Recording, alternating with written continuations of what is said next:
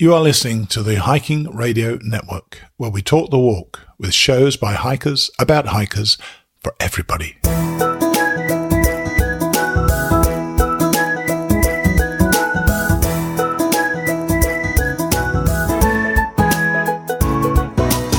Mighty Blue on the Appalachian Trail, the ultimate midlife crisis. Join Steve and his guests every week as he staggers from Georgia to Maine.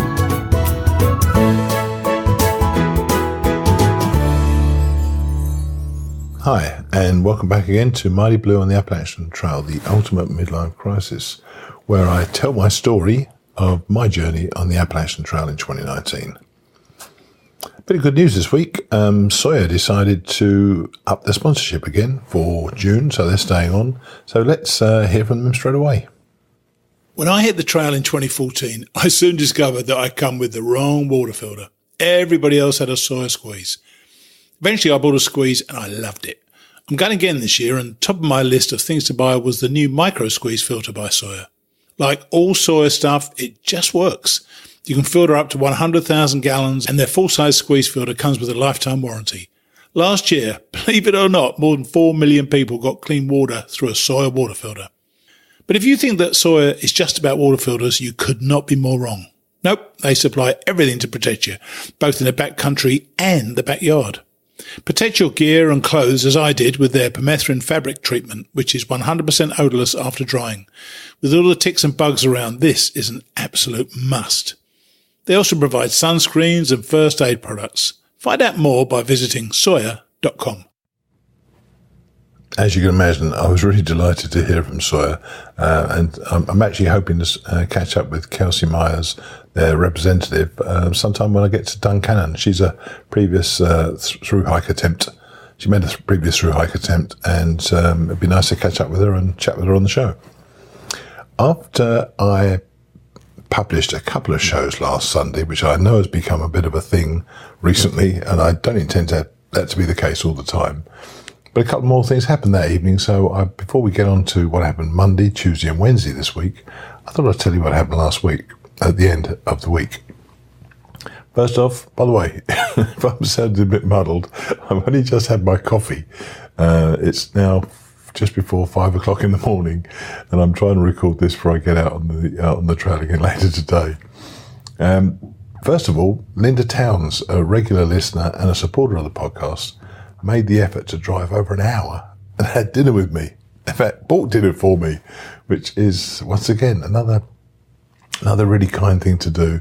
And we had a really good fun, and we had a right laugh, and it really perked me up.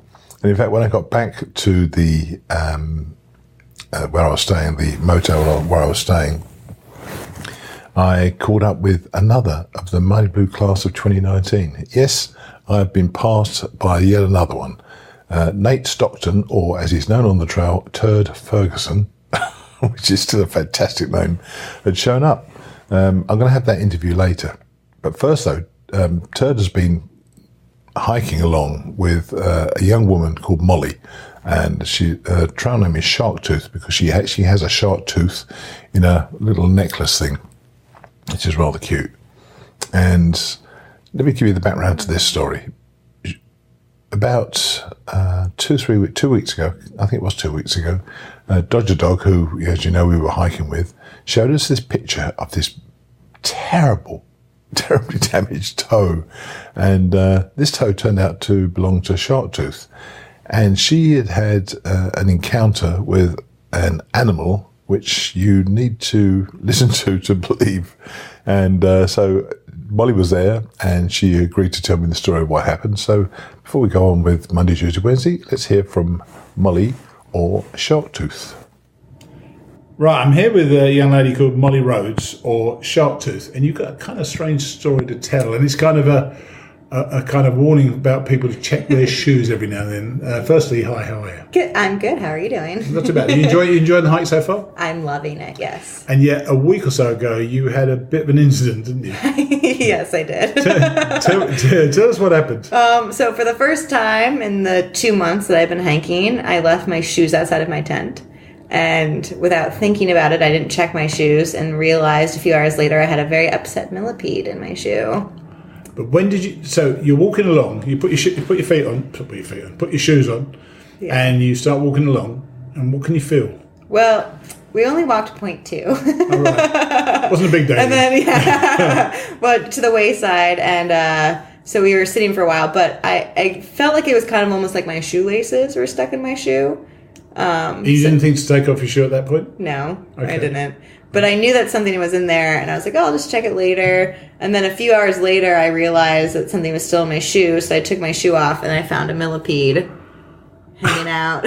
So was the millipede at this stage dead? No. The smell of your feet hadn't killed him, obviously. No, as bad as my feet smell, no, it did not kill the millipede. He was alive, and just I got scared when I first saw it. It was like, ew, a bug!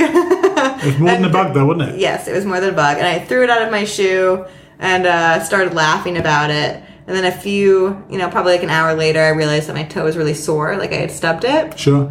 So I went to the bathroom and looked at my foot. My whole toe was black. And it was your big toe, wasn't it? It was my big toe, yes. And you shared that picture, didn't you? Yes. So now I'm trail famous for my gross black toe. You are. Yeah, and in fact, one of the guys hiking with us, Trigger, he's been killing them regularly ever since this because he feels they deserve to die. Good, they do. Yeah. So what happened then? So you had a black toe. What did you do with the black toe? So I kind of freaked out a little bit. Told my friend I was hiking with that my foot looked pretty bad, and asked him to look at it. And at first he disgustingly said no. But I forced him to. A regular night in shiny arm. Excellent. So finally he did, and then he just ran right back inside. He's like, you just go to the doctors. None of the emergency phones work. Shout out Shenandoah's. Nice. And so Trail Angels brought me to urgent care. Spent like an hour at urgent care, and then they told me I had to go to the ER. And the ER washed my foot and told me it was a millipede burn because millipede. A millipede. Burn, okay. Yeah, they secrete toxins. Okay. So it's just in my boot. So the toxins in your boot, are they in your toe? Were they in your toe? Yeah, it like seeped through my... And how do they get that out then? They washed my foot and told me to use hydrocortisone cream.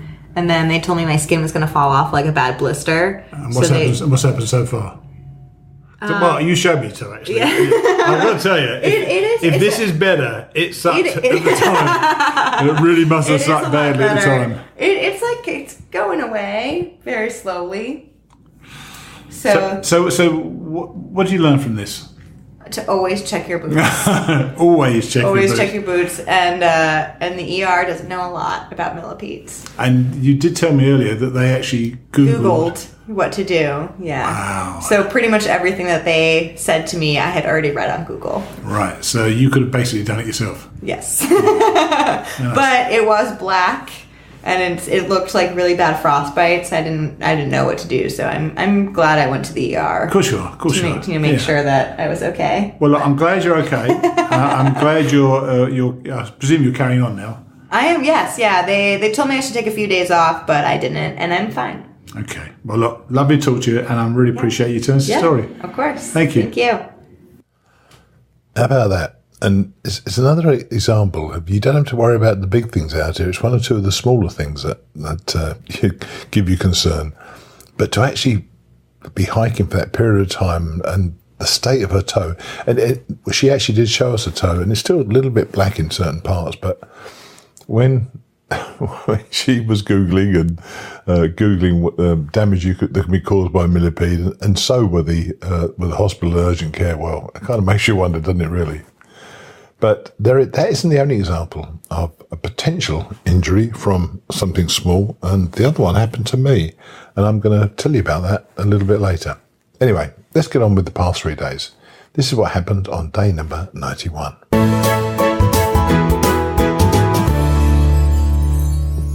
Day 91. ATC headquarters, mile 1024.8 to Dahlgren Backpack Campground, mile 1042.7, a 17.9 miles day. Just as an aside, you cannot imagine the number of times I had to re-record that bit because I could not say Dahlgren. Well, actually, I could say Dahlgren, but I couldn't say Backpack Campground, but I've done it. It's okay. Now, you may remember that Trigger and I were staying in Charlestown with at the motel. I think it was Motel 6. I think it was, and we discovered across the road, because there was very few breakfast places around. There was a great place called Royalicious Bagels.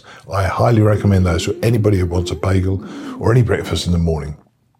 Tons of calories, and you would not believe the amount of food that Trigger bought on one of those days, packing out food to eat during the hike. Laurie and Dick Potteiger had said they would pick us up at 8 o'clock in the morning, so we knew our timing. We went across the bagel shop at 7 o'clock, filled up again with food, and headed out. Now, I say this day started at the ATC headquarters, but that was really because we left off on Friday at the ATC headquarters. However, to fill in our miles, Trigger and I had done the small walk down from ATC headquarters into the High Street and Harper's Ferry. So we knew we were going to start at the High Street and Harper's Ferry. We're pretty anal about making sure we touch every blaze. And so I don't want you to think we started Monday morning at ATC. We started from the High Street, but those miles are still complete. I hope I've cleared that up. Now, my recollection of the C&O Canal, which is the path out of Harper's Ferry, it's a flat 2 or 3 miles, I think it's 3 miles actually, out of Harper's Ferry, is that it was just a pretty boring path. And I remember it being super hot that day when I did it in 2014. But this time it seemed beautiful. Probably because I had company, I suspect, but there was a canopy of trees most of the time, so we were protected from the heat of the day, even though it was quite early. It was still getting pretty darn warm and obviously quite humid as well. But we were chatting all the way, and Laurie was pointing out turtles and flowers and taking pictures. She even told us about poison ivy and how poison ivy almost imitates trees. It wraps itself around a tree and then sends out almost like branches to fall things or people. It was just interesting, her knowledge of both wildlife and the trail, obviously trail maintenance. So we were chatting all the way there, and we were coming down to Gathland State Park, getting to Gathland State Park, where Laurie was going to leave us, and Dick was going to meet her and take her back to, I guess, the ATC. And we had one climb, just one climb, and in the past, when I would go on a climb, I couldn't speak to anybody. It was enough for me just to get up a hill. So I'm now so darn fit relative to what I was before.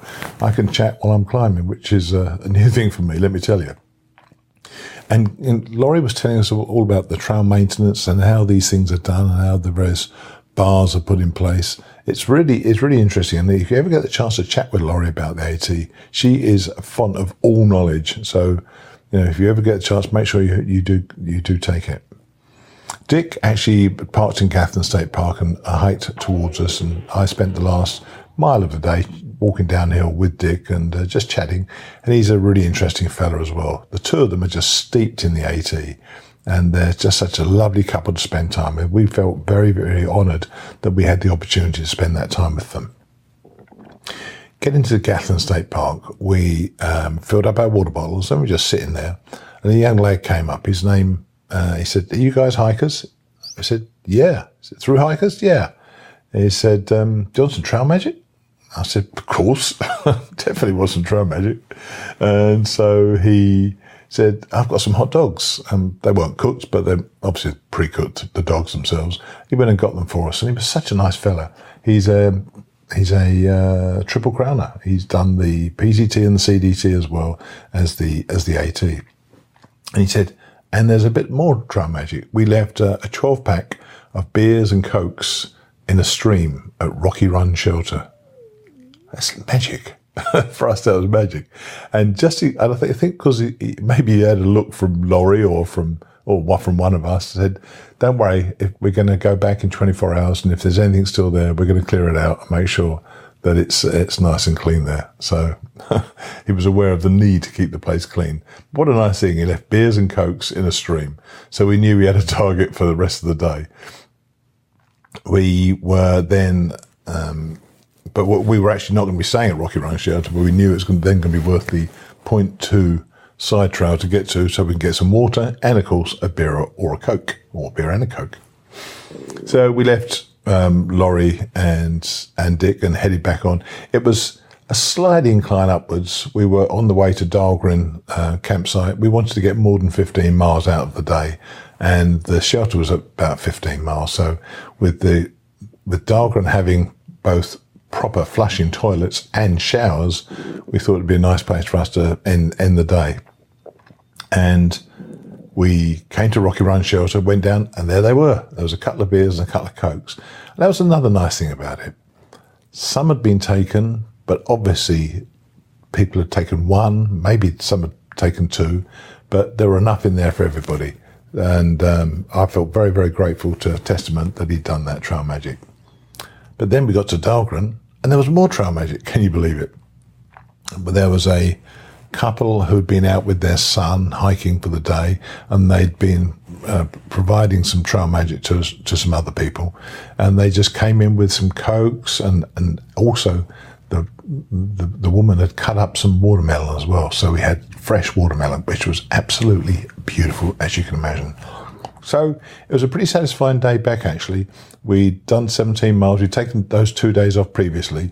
And when we thought about it, previous to those 2 days we'd taken off, we'd hiked for 10 straight days and done about 160 miles. So we felt that the break was necessary. As I said, we've said this before, the break is really important once you've done consecutive miles. You need to give your body a bit of time off. So we gave ourselves that, and 17 miles of comeback day, I thought was pretty darn good.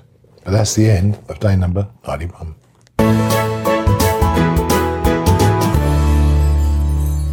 Before we get on to day number 92, I want to play the interview I had with my mate Nate, or Turd Ferguson.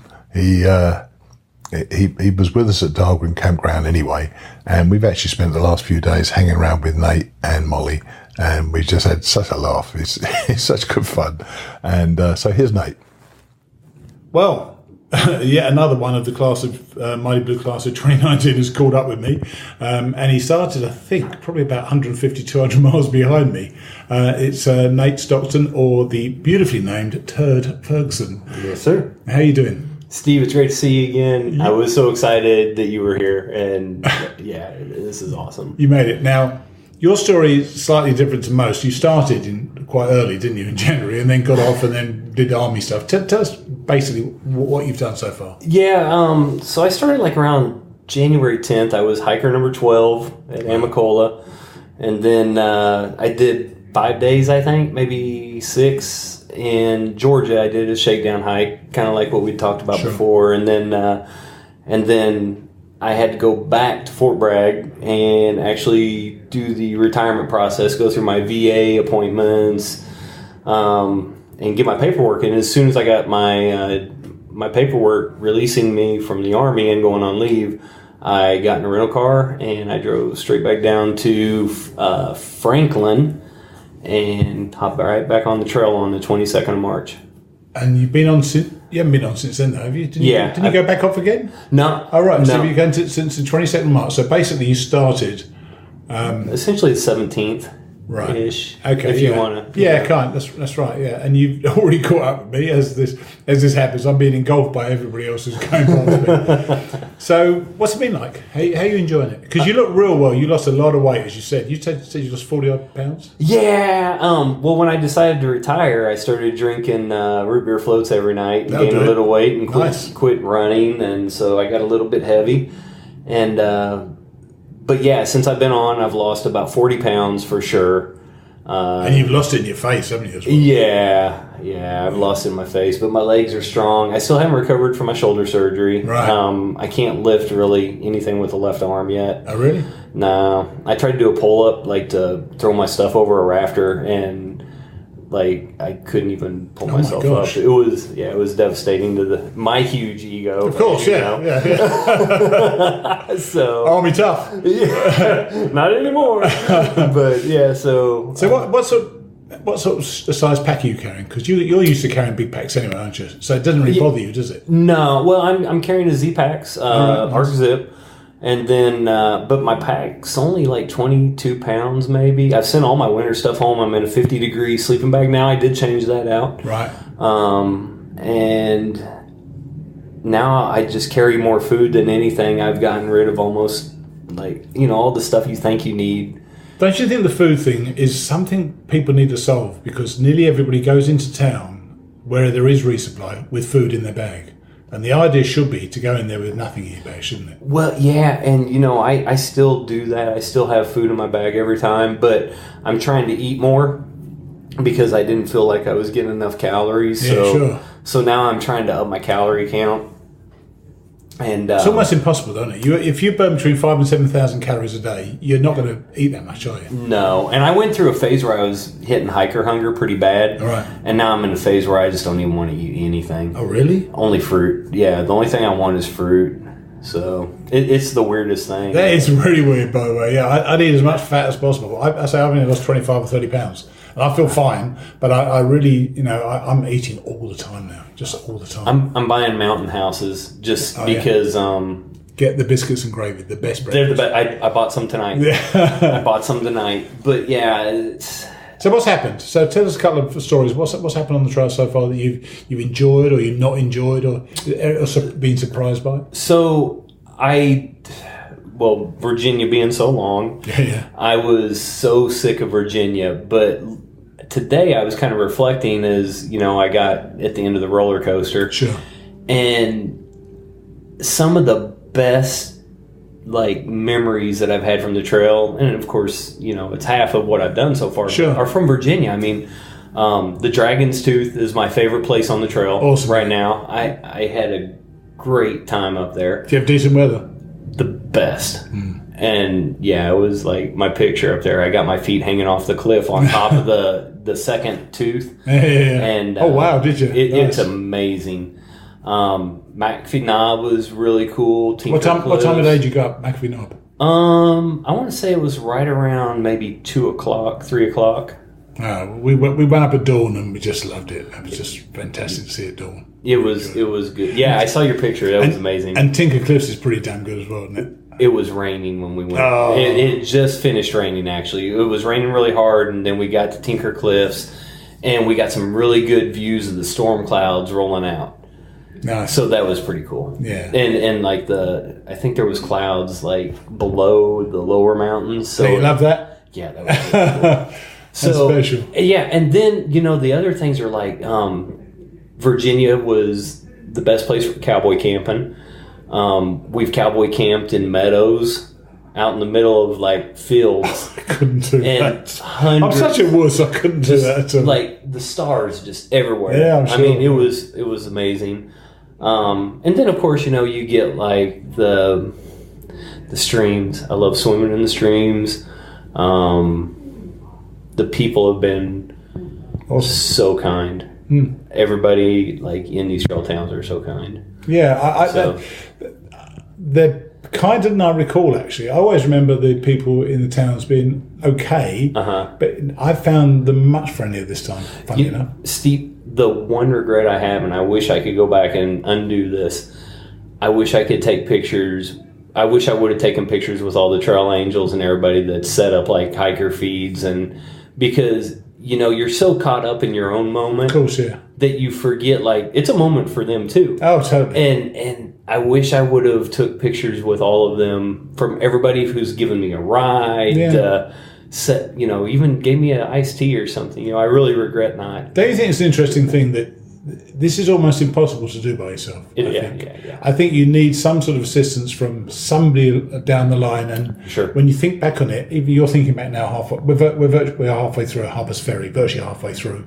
You think back the number of people who've contributed to your hike so far. That's pretty damn special. Well, and the people that were in my trail family, have kept me pretty much on the trail. Because there's been a couple times where it was I just want to go home. Oh, really? Yeah. Damascus, when the family came out to see me. Oh, right. The whole day I was I could just get on Creeper Trail and walk right back to Damascus, get in a rental car and go home. Yeah, right. So but I forced myself to do one night.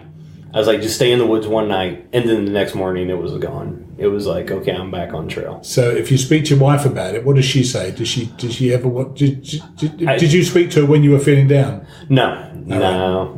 And she's been awesome because she's never once been like, I really need you here at the house or anything like that. She hasn't done that. So she's been very supportive. Cool. It's been really, really good. And has it lived up? Because I know you've done this before. You and I have been on the Fat Guys trip and that.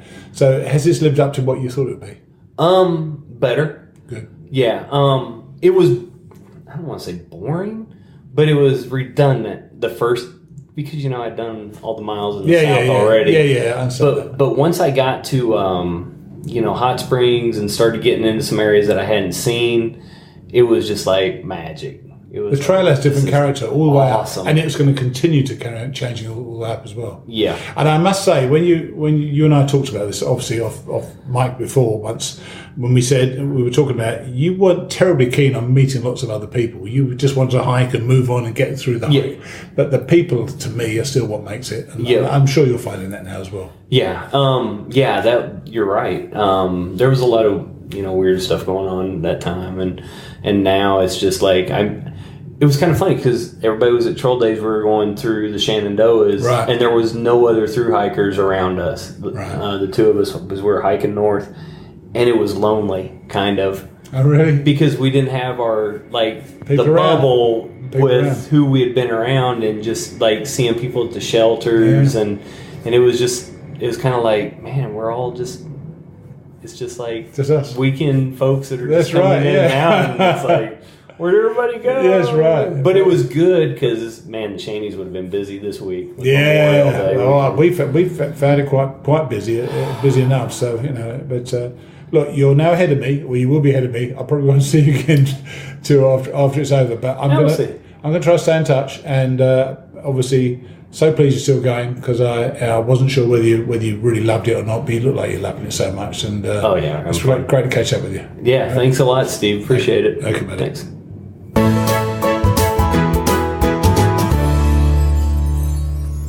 Day 92, Dahlgren Backpack Campground, got it right that time. Mile 1042.7 to Raven Rock Shelter, mile 1061.5, an 18.8 miles day. We expected some rain to come, and it didn't let us down. It rained for about an hour at about 4:30 in the morning. I think it probably woke everybody up, and everybody hesitated to get up and out of camp. And really, neither Trigger nor I were close enough in terms of our tents to just talk across the tents. So we just kind of hung around for a while before we actually got up and out. I cooked in the vestibule of my tent, had my coffee and had some breakfast, and then the rain stopped, which was great, obviously, but we had to pack up a wet tent. And somebody wrote to me and asked me about, I think her name's Barb Oerschlegel, wrote to me and asked what it was like to pack up a wet tent. Well, frankly, you just back it up and you put a wet tent in the bag, and hopefully at the end of the day, when you set up your tent again, it will dry out.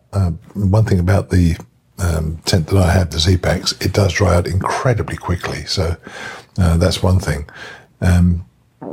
But it was going to be we knew it was going to be a very humid day. And so it was one of those things that we might as well head out, because the day itself was dry now, and we wanted to get the miles in.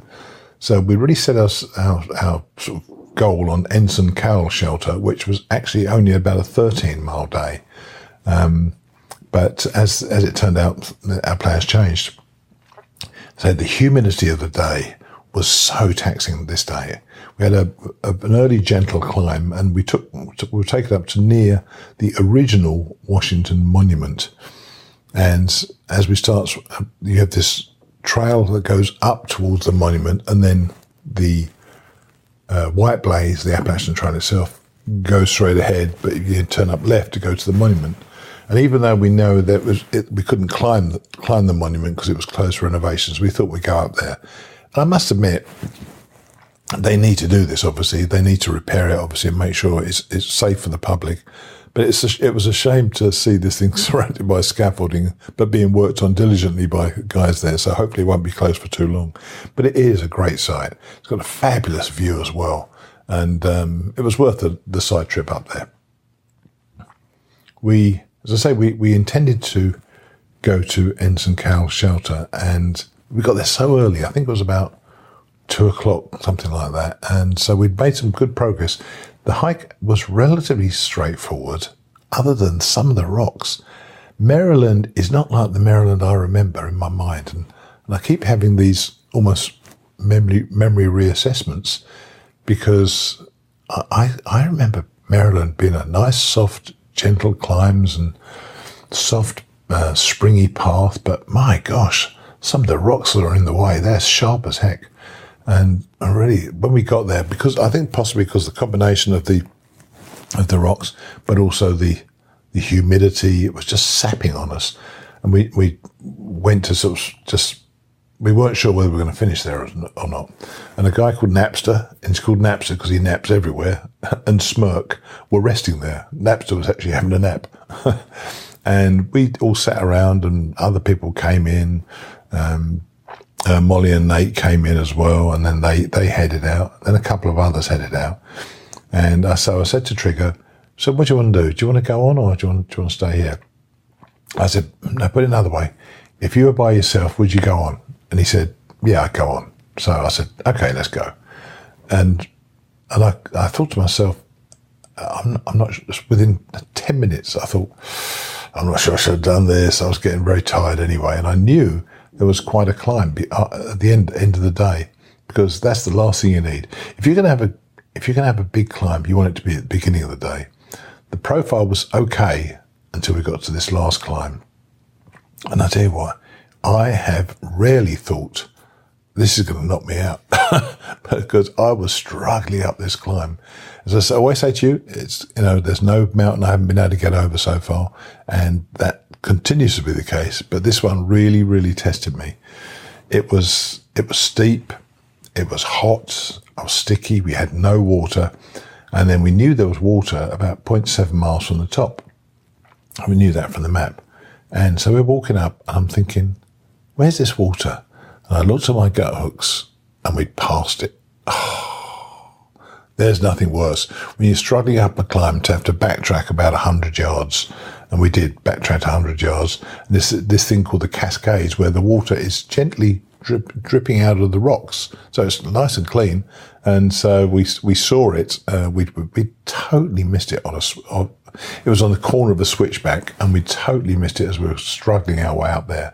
Frankly, I've got my head down the whole time while I'm cursing at myself and cursing at the mountain as I hike up. So we just missed it.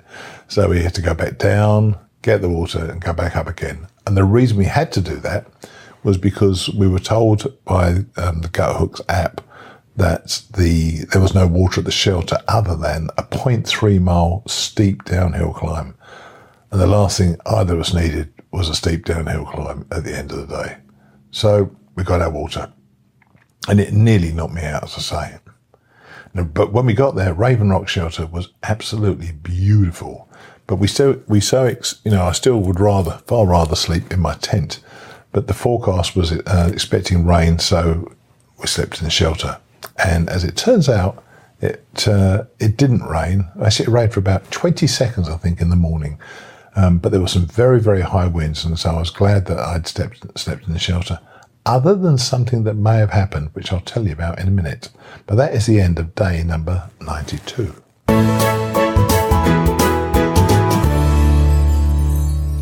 Day 93, Raven Rock Shelter, mile 106.152, Penmar Park, mile 106.6.2, just 4.7 miles. In the night, I'd slept in the shelter, and I lay out quite a few things from my backpack on the floor by my head.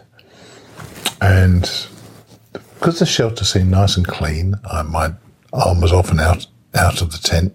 Out of the tent, what am I talking about? Out of my sleeping bag. And I got bitten in the night, and I thought it was just a regular normal bug, and it may very well have been, so I may be exaggerating here, but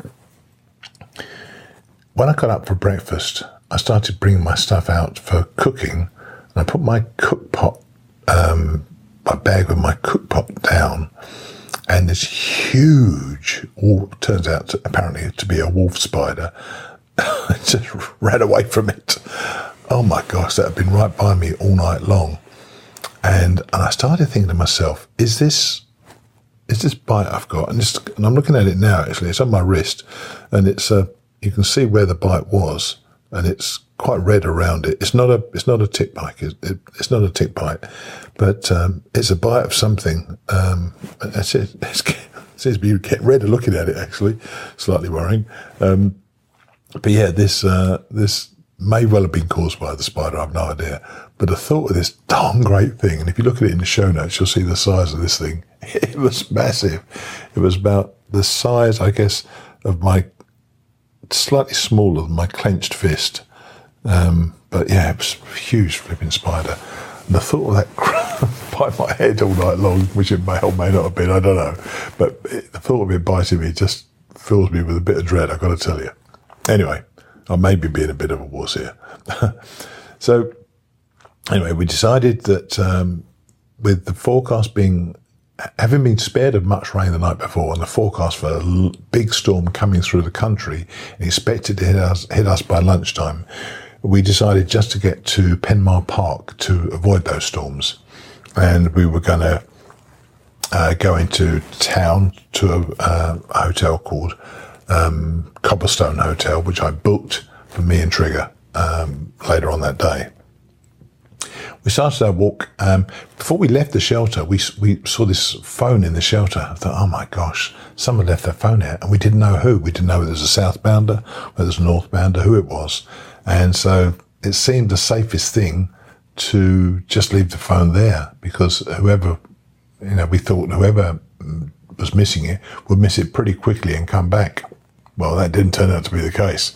We started walking, and we're probably about 2.5 miles into it, and we saw a young man called Frankentruck, who I've seen a few times on the trail. First saw him in Petersburg. He was running back down the trail. It was his phone. How annoying for him. He'd gone all the way to Penmar Park, nearly 5 miles, and had realised he didn't have his phone, had to run all the way back. And let me tell you, as I said to you earlier on about Maryland is not the soft, spongy place I recall from my previous visit. There's some fierce rocks, and there were times on the rocks where it was very much like Pennsylvania, which is not surprising because Pennsylvania, of course, is the next state, where it was just a sea of rocks, and there were times when the trail got slightly lost, or we got slightly lost on the trail, looking for the white blazes.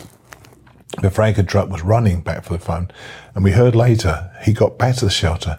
Thankfully, the phone was still there, which of course always speaks to the honesty of hikers, which is great. And so he then ran back to Penmar Park. He did the whole thing in 2 hours, which is amazing. I think we took longer than that to walk it. So I say my memories are being jogged all the time of things I do recall. But some of the perceptions I had of the trail are now being refined and changed. And certainly my thoughts when I think back to Maryland this time will be how rocky it was, and much more rocky than I ever imagined. And getting to Penmar Park, we were then we ordered an Uber, which is, I say, a great revelation for me that we can actually get Ubers on the Appalachian Trail, which is darn cool as far as I'm concerned. And while we were waiting, a Boy Scout troop turned up to do, I think it was, they were going to go back to Harper's Ferry in 2 or 3 days. And the leader of the park came over with a box full of stuff. Apparently they had surplus food, and they meant to put it back on the bus that had just dropped them off. But the bus sped off, so they're left with all this surplus food. And who better to give food to than hikers? So we had Pop-Tarts, Cheez-Its, and I can't remember what they're called now. But yeah, Pop-Tarts, Cheez-Its, and something else. At the Cobblestone Hotel, which was a perfect choice, by the way. It's a pretty new hotel. It's right next to Walmart, which is great. It's next to an Applebee's, which is okay. And I could watch the Chelsea and Arsenal Europa League Cup final, which I happily did and watched it all afternoon. Went to Walmart and resupplied, getting some more food and changed a couple of items of gear. And so our next stop's actually going to be in a couple of days' time because Trigger's wife is coming to visit him. So I was supplied for the next 2 days. I had dinner with Trigger, Turd Ferguson, and Sharktooth, and we had a laugh as we always do. And it was really nice. It was a really nice evening. The rain didn't come, so we may pay for this today. And I know the forecast is not great today, but you'll hear about that next time. So you need to remember that it's the little things you can look out for. Molly's millipede and perhaps my spider were relatively small, but people worry about the bears, the snakes, and the moose and so on. But you can see those things quite easily. They're not going to sneak up on you and attack you. They don't want anything to do with you. It's the small stuff that you got to look out for. And that's the stuff that can hide and do some damage. And of course, the other small stuff is the ticks. We're still looking for ticks. I don't believe I've been bitten one. So I'm looking at this. I'm looking at my wrist right now. It doesn't look great, but it's. I think it's going to be fine. But if anything does, if I do need to see anybody about it, I will go and see urgent care or something. But I feel okay right now. But as I say, you can look out for the small stuff. I'll see you next time.